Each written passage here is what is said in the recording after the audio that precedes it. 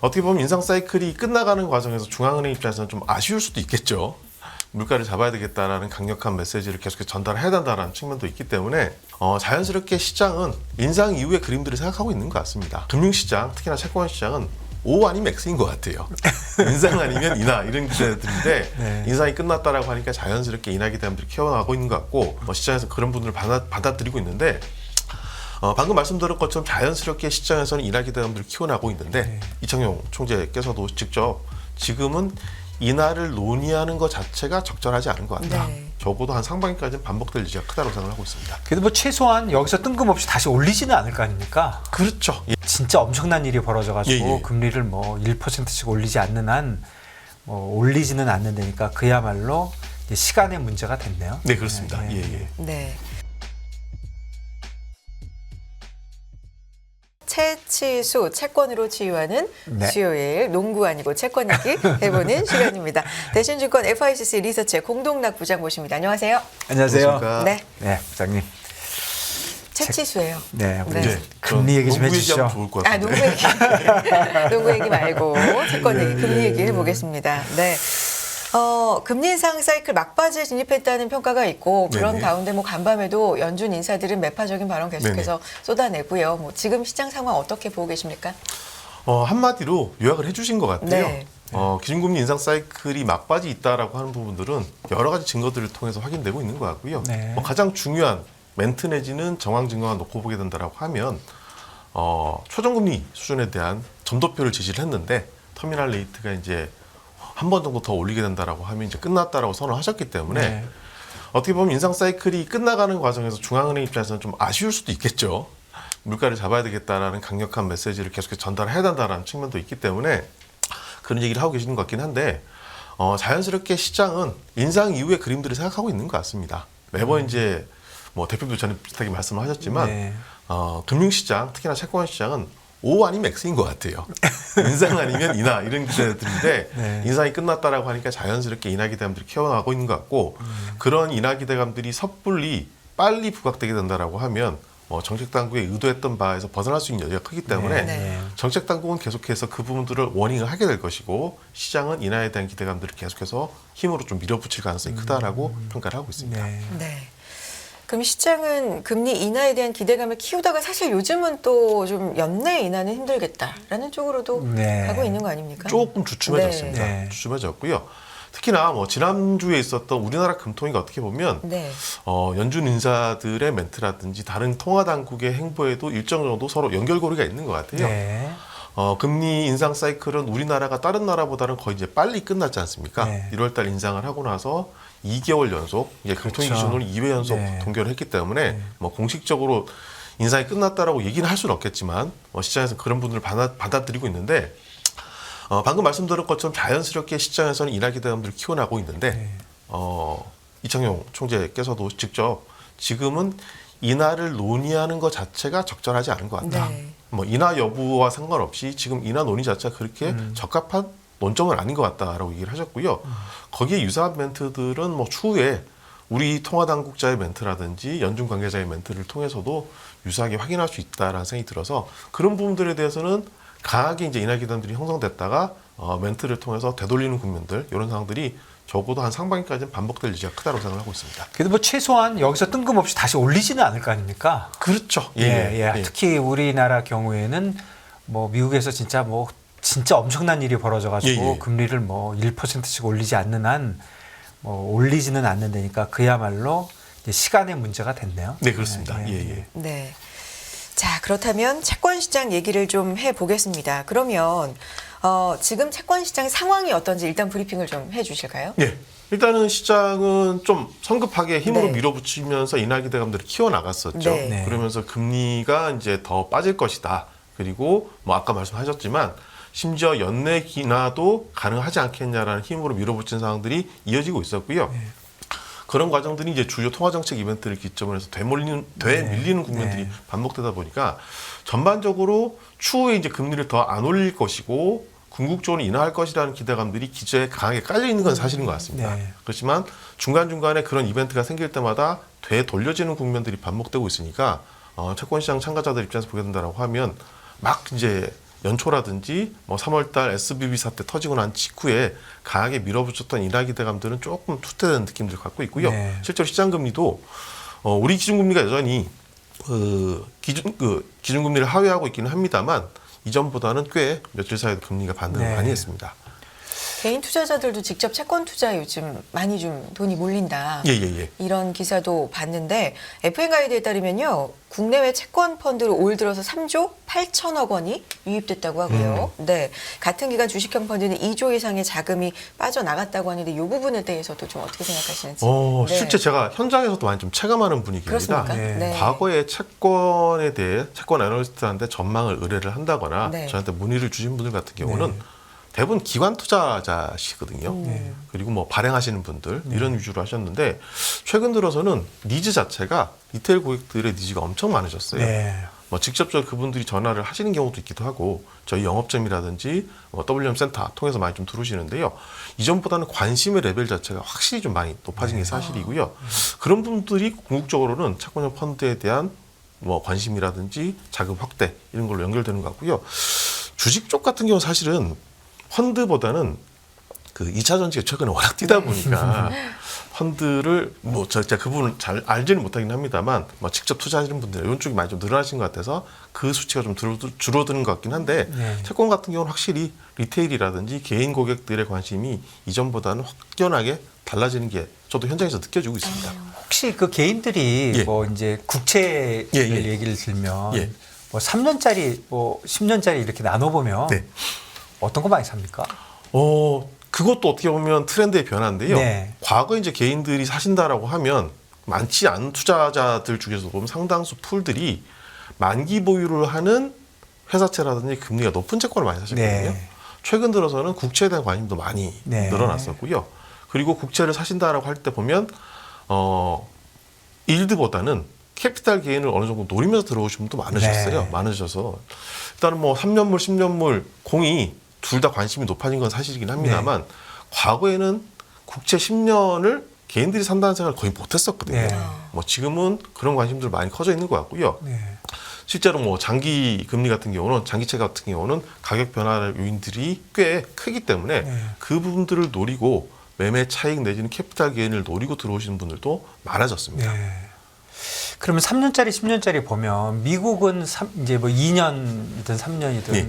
장기물이 조금 낮잖아요. 네네. 한 60bp 뭐 그 정도 이렇게. 되죠. 예, 예. 그게 사실은 이제 뭐 금리가 앞으로 내려갈 것 같다는 예상이 있는 거를 반영하는 것인데 그게 뭐 경기 침체든 뭐든 간에 예, 그렇죠. 예. 금리가 내려갈 거라는 걸 이제 반영하는 건데 우리는 보면 3년, 10년 뭐 거의 같고 거의 같아졌습니다. 지금은 10년이 약간 높네요. 한 5bp 정도. 뭐 어쨌든 간에 이런 현상도 우리나라에도 좀 변화가 있을까요? 일단은 네. 절대적으로 채권 시장의 그 만기 구성이라든지 네. 투자자들의 패턴 자체가 미국하고 동일하게 평가할 수 없기 때문에 네. 미국은 사실 뭐 글로벌 채권 시장에서 가장 그렇죠. 사이즈도 크고 유동성도 많은 시장이라서 모든 가격에 대한 프라이싱이라든지 모든 투자자들이 거의 들어오는 시장인 것 같고요. 네. 우리나라는 나름대로 미국에 비해서는 특수성이 좀 있는 것 같아요. 네. 근데 과거에 대비해서 최근에는 10년물 금리가 3년물보다 조금 높은 상황이 만들어지긴 했습니다만 네. 웬만해서는 우리나라 금리 10년짜리 금리가 3년짜리보다 낮게 형성되는 경우가 거의 없었습니다. 네. 근데 지금은 이전보다는 확실히 일드 커브의 역전 내지는 두 금리 간의 마이너스가 되는 국면들도 꽤 있었다는 걸 네. 감안해서 보게 된다라고 하면 아마 그런 요인들도 과거에 비해서는 개인 투자자들이라든지 채권에 대한 그 거래 유인 자체가 미국과 유사하게 가고 있는 상황들을 네. 반영하고 있는 것 같습니다. 네. 10년짜리 국채 사고 3년짜리 국채 팔고 한 몇 년 버티면 좋은 일 있는 거 아닌가요? 그런 것을 많이 하십니다. 예. 약간, 3년이든 네. 10년이든 네. 그러면 채권 포지션을 확대해야 하는 국면이라고 개인적으로 부장님께서는 보십니까? 그렇죠. 전략을? 예. 제가 그렇지 않으면 채치수에 나오지도 않았겠죠. 예. 네, 제가 기본적으로 판단하는 부분들은 항상 채권 시장의 뭐 매크로적인 모멘텀에서 보게 된다라고 하면 네. 기준금리 인하를 어떻게 할 거냐, 기준금리를 어떻게 할 거냐에 따라서 방향성이 많이 좀 결정돼서 네. 하게 된다고 하면 지금은 어떻게 보면 작년은 인상 사이클이 아주 가열차게 진행됐던 국면이었고 네. 작년 연말 정도를 기점으로 해서 이제 슬로우 다운 내지는 마무리되는 국면들이 이제 확인되고 있는 상황들이잖아요. 네. 그러면 채권 시장의 그 기대가 좀 성급한 측면들이 있긴 합니다만 네. 당연히 그 다음에 수순은 인상 이후에는 인하를 볼 수밖에 없다라고 네. 저는 보고 있고요. 그런 과정들을 쭉 가격 트래킹을 해가면서 매매를 하신다고 하게 된다라고 하면 지금은 매크로적인 측면 그리고 통화정책적인 측면에서는 채권을 사기에는 아주 적기다라고 저는 판단을 하고 있습니다. 절대 레벨도 보면 한 3.35면 뭐 바로 얼마 전에 막 4% 넘게 봤으니까 예. 그거보다는 좀 못하지만 장기적으로 볼 때 사실 장기채가 3% 이상에서는 잘 거래 안 됐었잖아요. 너무 오랜 그렇죠. 기간. 예. 그러니까 뭐 레벨로도 좀 싸 보이는 면도 좀 있다 이렇게 봐지십니까? 예, 일단은 뭐 네. 궁극적으로는 우리나라가 이제 뭐 미국도 마찬가지긴 네. 합니다만 금리 인상이라고 하는 게 네. 지난 한 1년 반 동안 네. 아주 세게 들어오다 보니까 네. 금리에 대한 눈높이 자체가 이제만 높아진 건 사실이긴 네. 합니다만 장기적인 시계열에서 보게 된다라고 예. 하면 우리 경제나 미국 경제나 금리를 감당할 수 있는 경제 기초 예. 체력이 있을 겁니다. 예. 그 체력에 비해서 분명히 높은 건 사실인 예. 것 같고요. 좀 시기를 확장을 시켜서 예를 들어서 지금보다 3년, 뭐 5년 정도 이후에 우리나라의 잠재 성장률이라든지 적정 금리 수준을 평가하는 레벨들은 확실히 지금보다 낮을 겁니다. 네. 낮을 테니까 뭐 절대 금리 수준에서 보게 된다고 하면 4% 기대하셨던 분들이 3.6이다, 3.5다라고 하면 애기하시겠지만 네. 긴 측면에서 보게 된다라고 하면 3% 중반 정도의 금리라고 하면 절대 레벨에서도 봐도 충분히 매수가 가능한 영역이라고 저는 판단을 하고 있습니다. 그렇네요. 예. 3%대 중반 네. 정도면 매수적으로도 예. 좀 매력적이다. 네. 확실히 채권 쪽을 좀 확대시켜야 되는 적기다라고 하셨는데 사실 통화정책 측면에서 네. 금리 인상의 막바지라고는 하지만 중앙은행, 우리나라도 그렇고 예. 미국도 그렇고 인하를 섣불리 얘기하기가 굉장히 어려운 그럴 그렇죠. 수는 없는 국면 아니겠습니까? 예. 이런 시기에 좀 세부적으로 시기적으로도 그렇고 세부적으로 지금부터 모아나가는 채권을 예. 방향으로 전략을 좀 세워주신다면 어떤 전략이 좋을까요? 예. 뭐 전략이라고 하면 당연히 단기 전략도 있을 것이고 네. 좀 길게 보는 그렇죠. 전략인 입장들이 있긴 할 텐데요. 큰 측면에서 보게 된다고 하면 인상 사이클이 끝났으니 인하에 대한 기대감들이 점점 강화된다라는 네. 방향성에 대해서는 채권에 대해서 많이 좀 담아야 되겠다라는 큰 전략을 세울 수 있을 것 같습니다. 그런데 이제 중간 과정에서 그런 기대가 일거에 실현될 가능성이라든지 그럴 여지를 생각을 해보면 분명히 최소한도 지금은 미국도 아직 금리 인상 사이클이 완전히 종료된 건 아니고요. 네. 우리도 불과 이제 1월 달까지도 금리를 올려놨기 때문에 지금 상태에서 인하 기대감들을 물어볼 때마다 인하할 수 있냐라는 얘기를 중앙은행 입장에서는 정성적으로 본다고 하더라도 쉽지 않아 보이거든요. 그렇죠. 그리고 이 총재님도 지난주에 멘트를 상당히 그런 부분을 얘기를 했었고 지금은 중앙은행이 해야 될 수 있는 멘트는 어쨌거나 본인들이 금리를 올려놨던 사항들에 대해서 정당화하는 부분들 그리고 인플레 기대 심리가 더 확전되지 않게끔 진정시키는 측면들이 크기 때문에 그때마다 뭐 기준금리를 결정을 하거나 아니면 멘트가 있을 때마다 채권 시장 인하 기대감들을 견제하는 멘트들이 반복될 수 있다고 저는 보고 있거든요. 그때마다 이제 금리가 튀게 된다라고 하면 그때마다 채권을 좀 담아서 장기적인 시계열에서 투자 전략을 다시 편승을 시키는 게 전략적인 입장에서는 타당하지 않겠냐 저는 평가를 하고 있습니다. 예, 조금 개인들의 입장에서 보면 좀 구체적으로 해 보면 예전에 채권 시장을 보면 네. 이제 국채라는 게 국고채 우리가 네. 얘기하는 예, 예. 국고채뿐 아니라 뭐 국채인데 좀 다른 것들이 있잖아요. 예. 우리 뭐 집 사면은 뭐 취득세, 국주, 예, 취득세, 뭐 요즘은 자동차는 안 하나요? 자동차는 이게 바뀐 것 같아요. 네, 예, 네, 그래서 네. 억지로 사는 채권들이 되게 쿠폰이 낮으니까 네. 쿠폰이 낮으면 이제 이자 소득세는 쿠폰에 대해서만 항상 내니까 그렇죠. 예. 그런 수요가 많이 있었잖아요. 근데 네네. 지금도 아무래도 그런 채권들은 더 쿠폰이 낮고 또 금리가 많이 오르다 보니까 3년 전에 발행한 10년짜리 국고채, 20년짜리 국고채는 쿠폰이 낮을 거 아닙니까? 그럼 그런 쪽으로 또 채권 수요가 모이고 하는 그런 현상도 분명히 있습니까? 어떻습니까? 저 나타나고 있고요. 네. 실제로 실제로 이제 과세 부분에서 상당히 민감할 수밖에 없는 부분인데 금리를 보고 투자를 하게 된다라고 하면 예. 상당 부분 이자 소득세가 뭐 15.4%가 그렇게 낮은 수치는 아니지 않습니까? 네. 특히나 이제 쿠폰이 높은 상태에서는 그걸 피할 수 있는 방법들이 뭐냐라는 궁금증들을 꽤 저한테 네. 문의도 많이 해주시고요. 네. 저희 영업점에 계신 네. 분들도 그분들에 대한 스터디를 되게 많이 하고 네. 계시더라고요. 그래서 최근 들어서는 똑같은 20년물, 물론 뭐 초기에 발행된 20년물하고 지금 20년물이 조금 이제 만기 구조는 다르긴 합니다만 그런 채권에 대한 니즈가 꽤 많아졌고요. 네.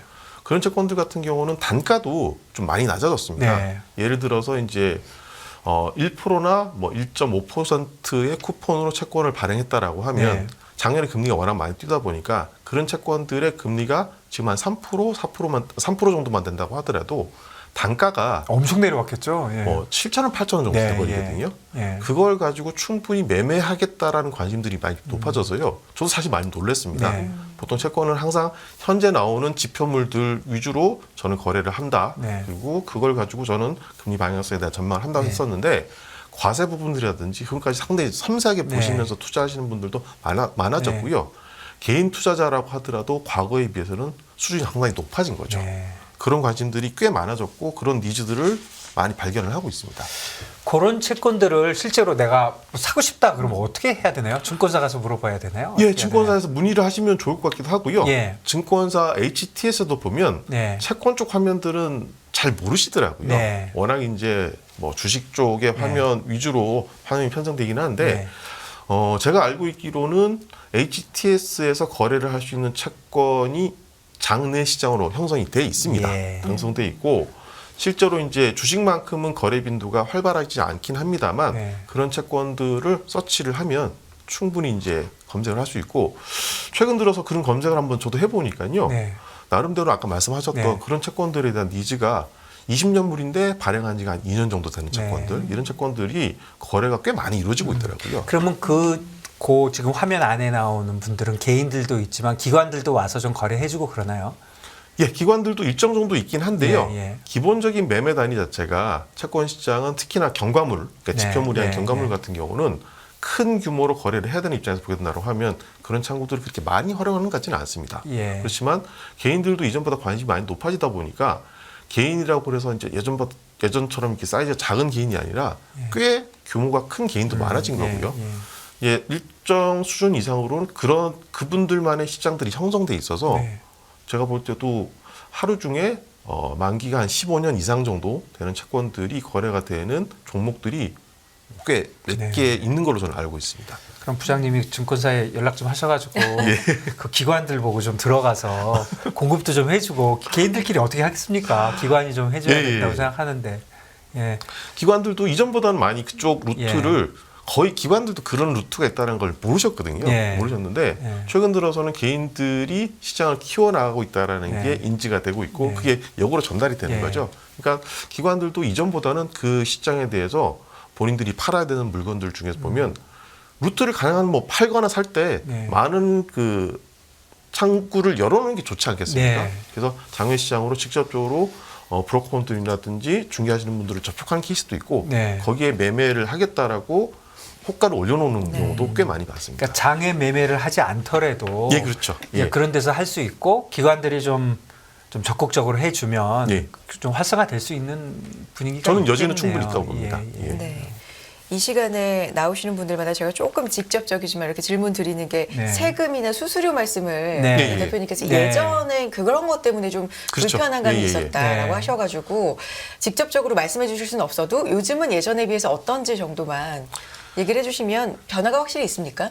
이전보다는 그런 창구들이 많이 높아지고 있고 개인들도 먼저 그 화면을 알고 증권사에 문의를 한 경우도 많거든요. 네, 예. 그럼 이전보다 수수료라든지 이런 베이스가 과거에는 되게 경직적이었습니다. 네. 수수료 베이스들이 네. 이제 뭐 액면가 기준으로 해서 얼마 정도 되면 수수료를 네. 의무적으로 떼야 되는 경우도 있는데 최근 들어서는 만기에 따라 수수료를 좀 차등적으로 조정하는 경우도 많이 예, 생기고 그건 있고요. 너무나도 당연한 소리인 것 같아요. 왜냐면 뭐 계산 방법이 여러분들 잘 아시겠지만 뭐 수수료를 0.1%를 낸다. 0.1% 너무 크니까 뭐 0.01%를 예, 예. 내도 20년짜리를 0.01을 내면 단순하게 20배 곱해야 되는 거잖아요. 그렇죠, 그렇죠. 연율로 예, 예. 내야 되는 예, 예, 거니까.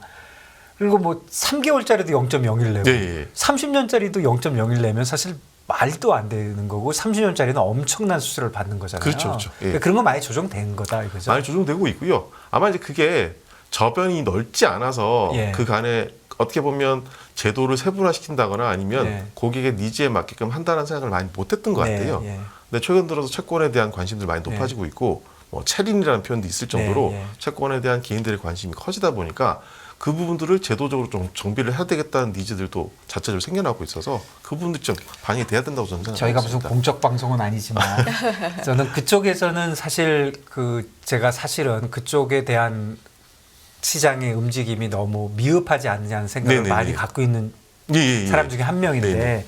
저번에도 제가 한번 얘기했지만 그냥 개인들은 이래도 되는 것 같아요. 지금 장내에서 거래하는 거니까 우리 주식 거래하듯이 똑같이 하는 거잖아요. 그렇죠. 예. 그러면 주식 거래하면은 사람마다 수수료가 좀씩 다르잖아요. 네네. 누구는 뭐 0.0001이고 누구는 0.01이고 하니까 어떤 식으로 계좌를 트느냐에 따라서 그렇죠. 다 다르죠. 그러니까 예. 채권을 하실 분은 제 그냥 생각에는 반드시 전화를 해서 이거 원래 디폴트로 돼 있는 거 엄청 높거든요. 그렇죠. 그러니까 예. 나도 주식 나 할인해 주는데 이것도 할인해 줘 하고 얘기하면 뭐 안 해줄 수도 있지만 해줄 가능성도 있고 뭐 딴 A사는 해준데 너는 왜 안 해줘 이렇게 좀 강압적으로 하셔가지고 이거 낮출 수 있다고 저는 생각하거든요. 그래서 이거 낮추지 않고 하면 이거 배보다 배꼽이 클 수 있으니까 그럴 수 있죠. 예.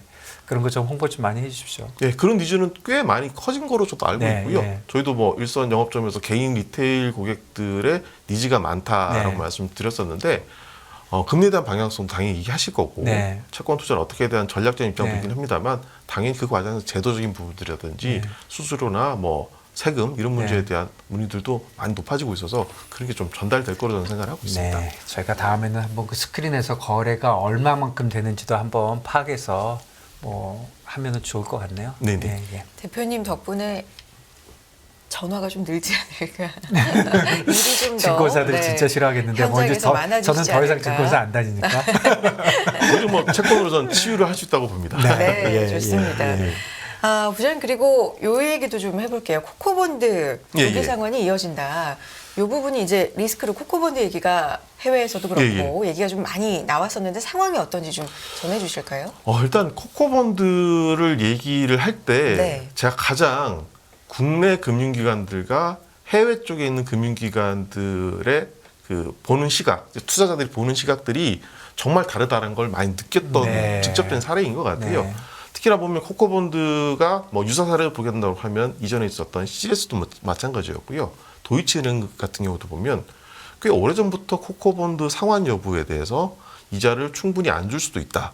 물론 뭐 처음부터 제시됐던 조건에 부합해서 이자를 못 주는 경우가 생기겠죠. 그런 경우가 생겼는데 국내 쪽 같은 경우는 사실은 제가 국내 쪽에 스터디를 해볼 때도 그랬었고 직접 투자하신 분들 입장에서 보더라도 그 리스크 자체가 있다는 인지도 거의 못 하셨어요. 예, 무시되고 있었죠. 예, 있었던 부분들인데 이제 해외 쪽에서 그런 언급들이 있고 그게 우회적인 형태로 이제 전달되다 보니까 우리가 산 채권들 중에 코코본드가 있는데 해외는 이랬는데 우리는 어떨까라는 점검하는 계기가 된 것 같습니다. 네. 근데 현재 우리나라 금융기관들이 갖고 있는 자본에 대한 건전성 문제라든지 실적을 열심히 이제 잘 만들려고 하는 의지들이라든지 이런 부분 두게 된다고 하면 당장 큰 문제는 저는 아니라고 보고 있고요. 네. 다만 이제 어떻게 보면 항상 뭐 영원한 건 없을 테니까 우리 금융기관들이 갖고 있었던 재무 안정성이라든지 실적에 대한 가시성이라는 부분들을 다시 한번 점검해 볼 수 있고 그게 투자자들한테 다시 한번 환기되는 역할들은 저는 지난 그 CS 사태라든지 도이치 이런 쪽이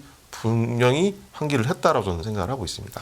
그러니까 지금 이 내용이 코코본드에 관련돼서 발행사들이 그러니까 발행한 은행들이 콜옵션이 있는데 네. 그러니까 콜옵션이라 하면 이제 채권을 사주는 사주겠다는 거죠. 예.